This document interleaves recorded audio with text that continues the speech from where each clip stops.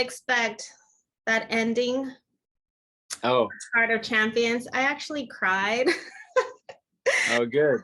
It was just heartbreaking. Everything just, it's unbelievable how one action can change an entire life for many. Yeah.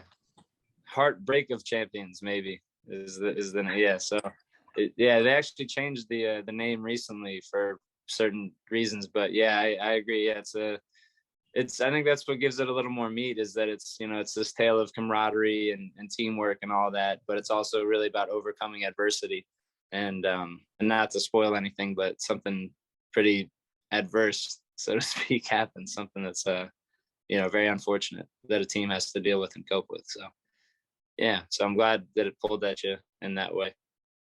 It did, especially because, these are young kids, college kids. They have their whole life ahead of them. Here they are trying to make a career, and that you never know. Yeah. It's guaranteed. Yeah. It's a very sad but and very bittersweet story. Yeah. So what was it? How much rowing did you know before jumping into this project?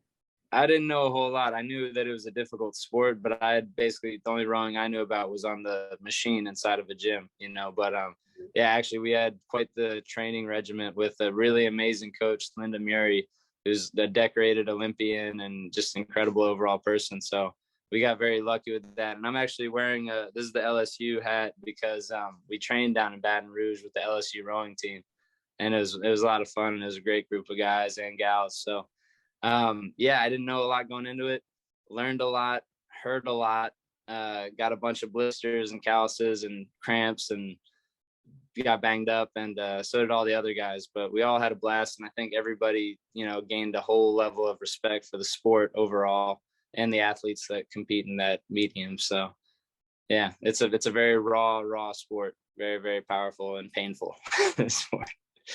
So I was very unfamiliar until this movie. I didn't realize that they row a small distance, a small time. I thought it was long distance. Yeah.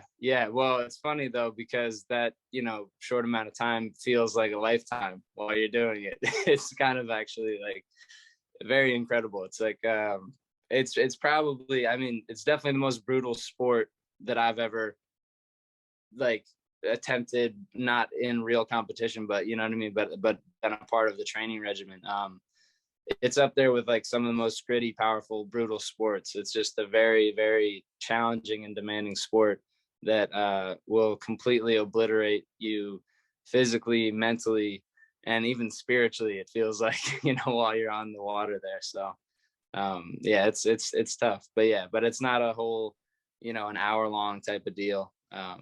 But yeah, but the distance and the elements, the weather elements is huge too. So yeah, it's definitely, it's there's more than meets the eye when it comes to rowing, for sure, for the outside. So if anybody's listening to this, I highly recommend really doing a deep dive of research into rowing and watching some things. So well, yeah. I'm with you. I was only familiar with the machine. Yeah. So what was it like working with Michael Shannon? He plays Coach Murphy.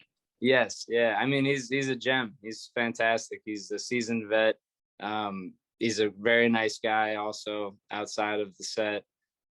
He came in, he set the bar for, professionalism and, just watching him do his monologues or just being able to even stand off camera and just watch him work was really inspiring. And it was just a joy to watch him. So yeah, he's great. And the film, it talks a lot about leadership.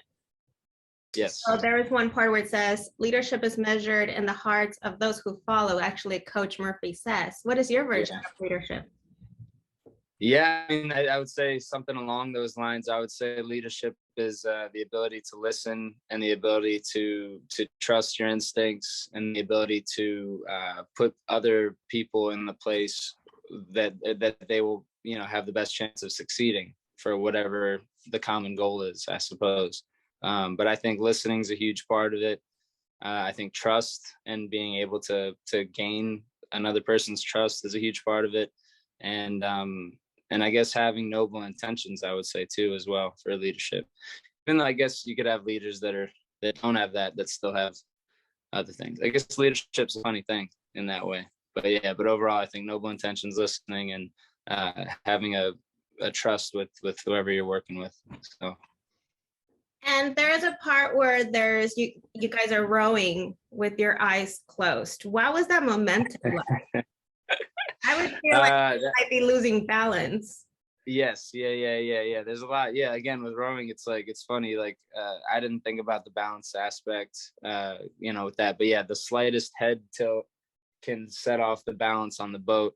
Or if somebody's, leaning to one side, or if someone's not in rhythm, like while they're moving on the slide, it all throws off the balance. And yeah, it can make for a very shaky, rocky, and wet experience if you fall in because of that. So yeah, but yeah, I mean, yeah, not to, I don't know if it'd be giving too much away, but yeah, but the blindfolding thing was definitely a very odd experience, to say the least. So okay.